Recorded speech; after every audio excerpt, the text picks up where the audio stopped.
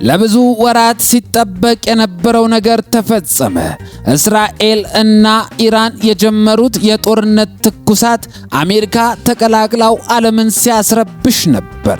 እነሆ እስራኤል ከውድድሩ ውጪ ሆና ኢራንና አሜሪካ ተደራድረው ጦርነቱን ለማቆም ጫፍ የደረሱ ሲሆን በአሁን ሰዓት የተሰማው ዜና ግን ጉዳዩን አሳሳቢ አድርጎታል። እስራኤል በሊባኖስ የቦምብ ናዳ ያወረደች ሲሆን ኢራንም ጉዳዩን ዳግም ለማጤን ተቀምጣለች እየተባለ ነው። ይሄ ጦርነት አበቃ ሲባል ዳግም እየተቀሰቀሰ ለብዙ ንጹሃን ዜጎች መጥፊያ እየሆነ ነው እየተባለ ነው። አድማጭ ተመልካቾቻችን ምን ተፈጠረ? አዳሩን ሊባኖስ የቦምብ ናዳ ሲወርድባት ቢያድርም ኢራን የሰጠችው መግለጫ የለም። በሊባኖስ ምን ተፈጠረ? ልዩ ዜናዎችን ይዘናል። በዓለም ዲፕሎማሲ ትልቅ ትኩረት የሳበው የአሜሪካ ኢራን ስምምነት ተፈጻሚ ቢሆንም ሰላሙ ሙሉ ለሙሉ ሰፍኗል ለማለት ሁኔታው ገና ቀላል አይደለም። የሊባኖስ ሲቪል መከላከያ ዛሬ ባወጣው ዘገባ መሰረት እስራኤል ደቡብ ሊባኖስ ላይ ባደረሰቻቸው የአየር ድብደባዎች የሰዎች ሕይወት አጥፍቷል። ከሌላ ወገን ደግሞ ሄዝቦላ በእስራኤል ወታደሮች ላይ የሮኬት ጥቃት እንደሰነዘረም ተመልክቷል። ይህ ሁኔታ ለሁለት ወገኖች ወደ ስዊዘርላንድ ለሚያደርጉት ድርድር ትልቅ ጠባሳ ጥሎ አልፏል ተብሏል። የአሜሪካ የዲፕሎማሲ ልዑካን ቡድን ዛሬ ወደ ስዊዘርላንድ ያቀናው ሁለቱ ሀያላን አዲሱን የሰላም ስምምነት የበለጠ ለማጠናከር ሲሆን የተባበሩት መንግስታትና ኳታር አረጋጋጭ ሚናቸው እንደሚቀጥሉ ይጠበቃል። በአሁን ሰዓት ተንታኞች እንደሚሉት ሁለቱ ሀያላን ስምምነት ቢፈጽሙም ሊባኖስ ውስጥ ያለው የቁጥጥር ክፍተት ነገሩን ሙሉ ለሙሉ ወደ ሰላም ለማምጣት ዋነኛ ፈተና ሆኖ ቀጥሏል ይለናል።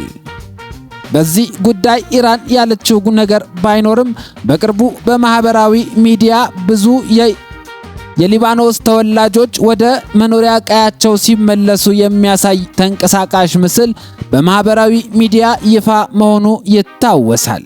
በዚህም ኢራን ባትኖር ሁላችንም በስደት መቅረታችን ነበር የሚለው ንግግር አሁንም በተለያዩ ሶሻል ሚዲያዎች ላይ ቫይራል ሆኖ ቀጥሏል።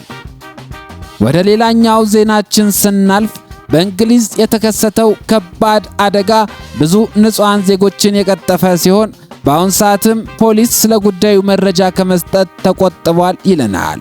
ትላንት አርብ ምሽት በለንደን ሰሜናዊ ክፍል በቤድፎርድ አካባቢ ሁለት የኢስት ሚድላንድ ዌይ የመንገደኞች ባቡር ድንገት ተጋጭተው ከአደጋው ወዲያውኑ አንደኛው ባቡር ሹፌር ሕይወቱ ያለፈ ሲሆን ከ90 ሰዎች በላይ ቆስለዋል ይለናል። ከቆሰሉት ውስጥ 11ዱ በጣም በከባድ ሁኔታ ውስጥ ናቸው ተብለዋል። ምናልባት መትረፋቸውም አጠያያቂ ነው እየተባለ ነው። አደጋው የደረሰባቸው ባቡሮች በምን ምክንያት እንደተጋጩና ምን እንደተፈጠረ የምርመራ ስራም ተጀምሯል ይባላል። አካባቢው ላይ በአሁን ሰዓት የባቡር አገልግሎት ሙሉ በሙሉ የቆመ ሲሆን ለተጎጂ ቤተሰቦችም ሐዘናቸውን የተለያዩ ግለሰቦችና መሪዎች እየገለጹ ነው። ወደ ጎረቤት ሀገር ስንሻገር የተባበሩት መንግስታት ሱዳንን የተመለከተ ዘገባ አውጥቷል። የተባበሩት መንግስታት ድርጅት ስለ ሱዳን ያወጣው ዘገባ ዓለምን ያሳዘነ ሐዘናዊ ምስልንም የጫረ ነው። ድርጅቱ እንደገለጸው በሱዳን በሚካሄደው የእርስ በእርስ ጦርነት ምክንያት ባለፉት 5 ወራት ብቻ ከ1000 በላይ ንጹሃን ዜጎች በድሮን ጥቃት ሕይወታቸውን አጥተዋል። ጥቃቶቹ የሱዳን ወታደራዊ ኃይልና ፈጣን ድጋፍ ኃይሉ ወይንም RSF ሁለቱም ጎናቸው በተለያየ አቅጣጫ ያደረጉት ነው። ዋናው ስጋት ደግሞ ጥቃቶቹ ሆስፒታሎችን፣ የጤና ማዕከላትን ጭምር ሲያጠቁ መታየታቸው ሲሆን ቢያንስ 16 የጤና ማዕከላት ወድመዋል ተብሏል። ዓለም አቀፍ ማህበረሰቡ ጦርነቱ እንዲቆም ጥሪ እንዲያደርግ እየተማጸኑ ቢሆንም ሁኔታው አሁንም ዘግናኝ ሆኖ ቀጥሏል። ወደ ሌላኛው ዜናችን ስንሻገር የአሜሪካው ፕሬዝዳንት ዶናልድ ትራምፕ ከኢራኑ ስምምነት ማግስት በአዲስ ነገር ብቅ ብለዋል ይለናል። ትራምፕ ዛሬ ጆይንት ቤዝ አንድሪውስ ሄደው አዲሱን ኤርፎርስ ዋን አይሮፕላን ለሕዝብ ይፋ አድርገዋል። አድማጭ ተመልካቾቻችን ይህ ዜና ቀላል ዜና እንዳይመስላችሁ። በዓለም የአቪዬሽን ኢንዱስትሪ ውስጥ ትልቅ አሻራ ጥሎ የሚያልፍ ትልቅ ዜና ነው።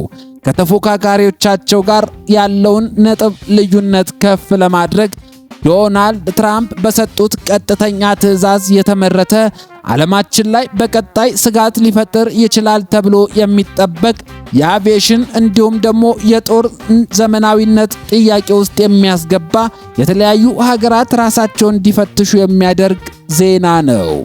ይህ ምን አዲስ ነገርን ይዞ መጣ? ይህ ከቀደሙት አይሮፕላኖች አንጻር ሲነጻጸር ትልቅ ሲሆን ፕሬዝዳንቱም በሚቀጥለው ወር ቱርክ ውስጥ በሚካሄደው የኔቶ ጉባኤ ላይ ለመጀመሪያ ጊዜ ወደ ሥራ ሊያስገቡት እቅድ ይዘዋል ይለናል። ወደ ሌላኛው ዜናችን ስንመለስ ስፖርትን የምናገኝ ይሆናል። ስፖርት ላይ ምን አዲስ ነገር ተፈጠረ? አሜሪካ፣ ሜክሲኮና ካናዳ በጋራ የሚያስተናግዱት የ2026ቱ ፊፋ የዓለም ዋንጫ ዛሬ 10ኛ ቀኑን ደፍኖ ፉክክሩም ጦፏል። ዛሬ ምን ይፈጠራል? የዕለቱ ዋና ትኩረት 4 ጊዜ ዋንጫ ያነሳችው ጀርመን ከኮት ዲቯር ጋር የምታደርገው ጨዋታ ሲሆን ዓለም አቀፍ ደጋፊዎች ውጤቱን በጉጉት እየጠበቁ ነው። ከዚሁ ጎን ለጎን ኔዘርላንድ ከስዊድን ጋር በሂውስተን ስታዲየም ትጋጠማለች። ትናንት ምሽት ሞሮኮ ስኮትላንድን 1-0 አሸንፋ ወደ ቀጣዩ ዙር ማለፏን ያረጋገጠች ሲሆን ይህ የሞሮኮ ውጤት በአሁን ሰዓት በአፍሪካ ለመጀመሪያ ጊዜ በዚህ ውድድር በአሁን ሰዓት ወደ ቀጣዩ ዙር ያለፈች ሀገር ያደርጋታል። ሌላኛው ደግሞ በዚህ የዓለም አቀፍ ውድድር ውስጥ የታየው አዝናኝ ነገር ከወደ ኖርዌይ ብቅ ብሏል። የኖርዌይ የፓርላማ አባላት ለተጫዋቾቻቸው ድጋፍ ለመስጠት የቫይኪንግ የጀልባ ላይ ቀዘፋን ምልክት በማሳየት ድጋፋቸውን አሳይተዋል። በዓለም አቀፍ ደረጃ የተከሰቱ ዜናዎችን የዳሰስንበት ዓለም አቀፍ የቅዳሜ ልዩ የዜና ዘገባችን በዚሁ ተጠናቀቀ። ዜና ቻናላችንን ሰብስክራይብ በማድረግ ቤተሰብ ይሁኑ እንላለን። ሰናይ ቀን፣ ሰናይ ጊዜ።